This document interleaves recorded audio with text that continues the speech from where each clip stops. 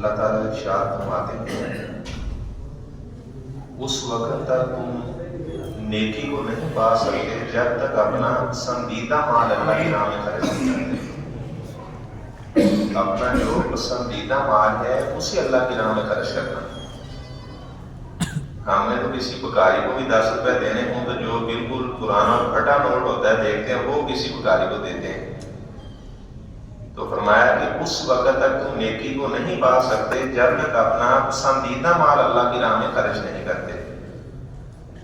اور جو بھی تم خرچ کرتے ہو اللہ کی راہ میں اللہ تعالیٰ اس کا علم رکھنے والا ہے۔ حضرت انس رضی اللہ تعالیٰ عنہ کا بیان ہے جب یہ آیت نازل ہوئی تو میرے والد ابو طلحہ انصاری رضی اللہ تعالیٰ عنہ ان کا سب سے پسندیدہ باغ تھا بیروحہ۔ وہ مسجد نبوی کے بالکل سامنے تھا۔ آپ صلی اللہ علیہ وسلم اس باغ میں آیا کرتے تھے۔ یہ حضرت انس رضی اللہ تعالیٰ عنہ وہ صحابی ہیں جنہیں خادم رسول کہا جاتا ہے۔ فرماتے میں نے 10 سال آپ صلی اللہ علیہ وسلم کی خدمت کی اور میری والدہ نے آپ سے ریکویسٹ کی تھی کہ اللہ کے رسول آپ انس کو خادم اپنا رکھ لیں۔ تو فرماتے ہیں آپ صلی اللہ علیہ وسلم نے میرے سر پر ہاتھ رکھا، فرمایا کہ یا اللہ اس کے مال کو بھی زیادہ کر دینا، اس کی عمر کو بھی لمبا کر دینا۔ فرماتے ہیں اللہ تعالیٰ نے مجھے اتنا مال دیا، مدینے میں میرا ایک باغ تھا، لوگوں کے باغ سال میں 1 مرتبہ پھل دیتے تھے، آپ صلی اللہ علیہ وسلم کی دعا کی وجہ سے میرا باغ 1 سال میں 2 مرتبہ پھل دیتا تھا۔ فرماتے میری عمر اللہ تعالیٰ نے اتنی لمبی کی 80 سے زیادہ اپنے پوتے اور نواسے میں اپنے ہاتھوں سے انہیں دفن کر چکا ہوں۔ تو اللہ تعالیٰ نے عمر کو بھی لمبا کر دیا۔ تو کتنی خوش نصیبی کی بات ہے کہ ہم یہاں پر درس سننے کے لیے بیٹھتے ہیں، احادیث سننے کے لیے بیٹھتے ہیں۔ آپ صلی اللہ علیہ وسلم کی دعا ہے، فرمایا نزل اللہ عمرا سامیہ مقالتی، یا اللہ تر و تازہ رکھنا اس بندے کے چہرے کو جو میری بات کو سننے والا ہے، فوعاہا ان باتوں کو اپنے ذہن میں بٹھا لیتا ہے اور اس کے بعد باقی لوگوں کو بھی میری باتیں بیان کرتا ہے۔ اور ایک اس کا ترجمہ یہ کیا گیا ہے کہ نزل اللہ عمرا، اللہ تعالیٰ نے تر و تازہ رکھ دیا ایسے بندے کے چہرے کو جو میری باتیں سنتا ہے، ان پر عمل کرتا ہے اور دوسروں کو بھی میری باتیں بیان کرتا ہے۔ تو یہ اللہ تبارک و تعالیٰ کا خاص احسان ہوتا ہے۔ جو بندہ بھی قرآن کا طالب علم ہے، احادیث پڑھنے پڑھانے والا ہے، اگر وہ 80+ کی ہو جائے، 100 سال عمر سے بھی زیادہ عمر ہو جائے تو اس کا ہذیان طاری نہیں ہوتا، مرتے دم تک اس کا حافظہ برقرار رہتا ہے۔ اور علماء نے لکھا اس کی وجہ یہ کہ آپ صلی اللہ علیہ وسلم کی دعا ہے نزل اللہ عمرا سامیہ مقالتی، یا اللہ ایسے بندے کے چہرے کو، دماغ کو تر و تازہ رکھنا۔ تو یہ بڑی خوش نصیبی کی بات ہے کہ ہم یہ آپ صلی اللہ علیہ وسلم کے فرامین سنتے ہیں تو آپ صلی اللہ علیہ وسلم کی دعا لے رہے ہیں۔ تو حضرت انس رضی اللہ تعالیٰ عنہ فرماتے ہیں کہ میرے باپ ابو طلحہ رضی اللہ تعالیٰ عنہ آپ صلی اللہ علیہ وسلم کے پاس آئے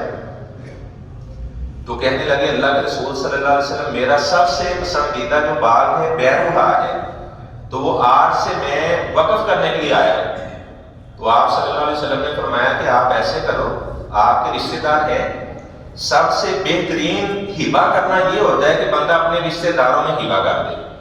تو وہ کہنے لگے کہ میرے چچا کے بیٹے ہیں، بڑے غریب ہیں، فرمایا کہ وہ باغ اپنے چچا کے بیٹوں کے درمیان تقسیم کر دو۔ تو حضرت انس رضی اللہ تعالیٰ عنہ فرماتے ہیں کہ میرے والد ابو طلحہ نے وہ باغ اپنے چچا کے بیٹوں میں تقسیم کر دیا۔ ایسے حضرت عمر رضی اللہ تعالیٰ عنہ آپ صلی اللہ علیہ وسلم کے پاس آئے۔ اللہ کے رسول صلی اللہ علیہ وسلم خیبر کے اندر، جو یہ خیبر مدینہ سے شمالی جانب 175 کلومیٹر فاصلے پر ایک علاقہ تھا، وہاں پہ یہودی آباد تھے، اور جن 3 قبیلوں کو وہاں سے جلا وطن کیا گیا، بنو قینقاع کو، بنو نذیر کو اور بنو قریظہ کو، تو وہ بھی خیبر میں جا کر آباد ہوئے۔ اور آپ صلی اللہ علیہ وسلم نے یہ بھی فرمایا تھا کہ مشرکین کو، یہود و نصارہ کو جزیرہ عرب سے نکال دینا۔ تو بہرحال حضرت عمر رضی اللہ تعالیٰ عنہ وہ یہود و نصارہ پر کافی سختی کرتے تھے۔ اگر کوئی غیر مسلم، حضرت عمر رضی اللہ تعالیٰ عنہ نے یہ قانون بنایا تھا کہ غیر مسلم اگر اپنے گھر سے باہر نکلے گا تو ایک خاص قسم کا لباس تھا، اس کے اوپر ایک سرخ رنگ کی پٹی بنی ہوتی تھی، وہ والا لباس پہنے گا تو باہر آئے گا، ادروائز عام کپڑے پہن کر اگر وہ باہر آئے گا تو حضرت عمر رضی اللہ تعالیٰ عنہ اس پر جرمانہ بھی عائد کیا کرتے تھے اور سخت سزا بھی ایسے بندے کو دیتے تھے۔ لیکن آج کل کوئی امتیاز نہیں ہوتا، پتہ ہی نہیں چلتا کہ اپنا کون مسلم ہے کون غیر مسلم ہے، اسی طرح سارے کے سارے معاملات ان کے ساتھ بھی کیے جا رہے ہیں، جبکہ ایک مسلمان کا جو مقام مرتبہ ہے وہ بہت زیادہ ہے۔ ایک اس پر میں آپ کو روایت بیان کرتا ہوں، آپ صلی اللہ علیہ وسلم نے فرمایا کہ کوئی مسلمان لا یاسب المسلم علی اخیہ المسلم، کوئی مسلمان اپنے مسلمان بھائی کے سودے پر سودا نہ کرے۔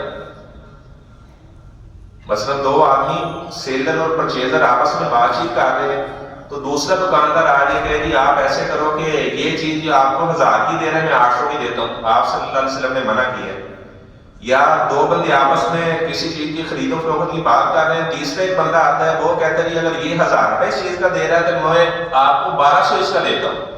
تو آپ صلی اللہ علیہ وسلم نے منع کیا ہے۔ امام اوزاعی رحمہ اللہ فرماتے ہیں کہ اگر کوئی مسلمان کسی یہودی کے ساتھ یہ لین دین بزنس کی بات کر رہا ہے، تو پھر کوئی مسلمان اگر آ کر کہے کہ آپ ایسے کریں کہ یہ چیز اسے نہ دے مجھے دے دے، فرماتے ہیں کہ مسلمان ایسے کر سکتے ہیں کیونکہ آپ نے فرمایا کہ مسلمان اپنے مسلمان بھائی کے سودے پر سودا نہ کرے، اور جو یہودی ہیں یا عیسائی ہیں وہ ہمارے بھائی نہیں ہیں، ان کے سودے پر سودا کیا جا سکتا ہے، کیونکہ آپ صلی اللہ علیہ وسلم نے مسلمانوں کو ایک دوسرے کا بھائی قرار دیا ہے۔ انما المؤمنون اخوہ، اللہ تعالیٰ نے ایمان والے لوگوں کو آپس میں بھائی بھائی قرار دیا ہے، تو مسلمان غیر مسلم کے سودے کے اوپر سودا کر لے تو اس پر وہ فرماتے ہیں کہ کوئی حرج نہیں ہوگا، کوئی گناہ کی بات نہیں ہوگی۔ تو حضرت عمر رضی اللہ تعالیٰ عنہ نے خیبر کی جو زمین انہیں ملی تھی وہ فرمانے لگے کہ میرا باغ ہے وہاں پر وہ میں وقف کرنے کے لیے آیا ہوں، تو آپ صلی اللہ علیہ وسلم نے انہیں مشورہ دیا، کیونکہ بعض وقت یہ ہوتا ہے کہ بندہ خوشی میں آ کر بہت زیادہ وعدہ کر لیتا ہے تو بعد میں پھر اس کے لیے مشکل ہوتی ہے، تو آپ صلی اللہ علیہ وسلم نے فرمایا کہ عمر آپ ایسے کرو کہ جو درختوں کی جڑیں ہیں درختوں کے مالک آپ ہیں، البتہ جو پھل اس کے اوپر لگتا ہے آپ اسی اللہ کی راہ میں وقف کر دو، کہ جو بندہ بھی جب چاہے عمر کا جو باغ ہے خیبر میں وہاں سے پھل کھانا چاہے تو وہ کھا سکتا ہے، درختوں کے مالک آپ ہیں، البتہ جو پھل لگتا ہے درختوں پر کھجوریں لگتی ہیں اس کو آپ ہبا کر دیں۔ تو اپنا پسندیدہ مال اللہ تعالیٰ کی راہ میں خرچ کرنا اسے اللہ تعالیٰ بہت زیادہ پسند کرتے ہیں۔ یہ جس مرکز میں آج ہم بیٹھے ہوئے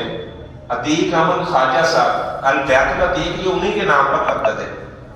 تو جب انہوں نے یہ والی حدیث سنی تو وہ کہنے لگے کہ میرا جو سب سے پسندیدہ مال ہے وہ کالج روڈ پر ان کی فیکٹری تھی،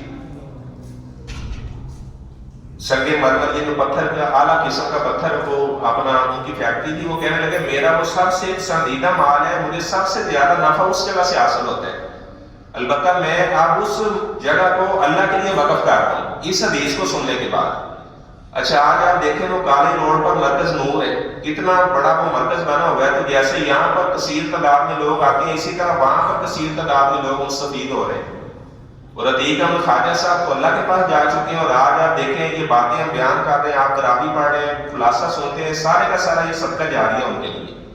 تو اللہ تبارک و تعالیٰ عتیق احمد خواجہ صاحب کو جنت کے باغوں کے اندر داخل فرمائے، اور اللہ تعالیٰ ان کے جتنے گناہ ہیں اپنی رحمت سے معاف فرمائے۔ تو اپنا پسندیدہ مال اللہ تعالیٰ کی راہ میں خرچ کرنا، تو ظاہری بات ہے اللہ تعالیٰ کا وہی گھر پسندیدہ ہے جہاں پر توحید کی بات ہو، جہاں پر سنت کی بات ہو۔ بعض ایسے لوگ ہیں ان کا سارے کا سارا فوکس یہ ہوتا ہے کہ غیر اللہ کو یہ ثابت کرنا ہے کہ وہ بھی مدد کرنے والے ہیں، سارے کا سارا یہ فوکس ہوتا ہے یہ ثابت کرنا ہے کہ قبروں میں جو مردے دفن ہیں وہ سننے والے ہیں، وہ ہماری حاجات کو پوری کرتے ہیں،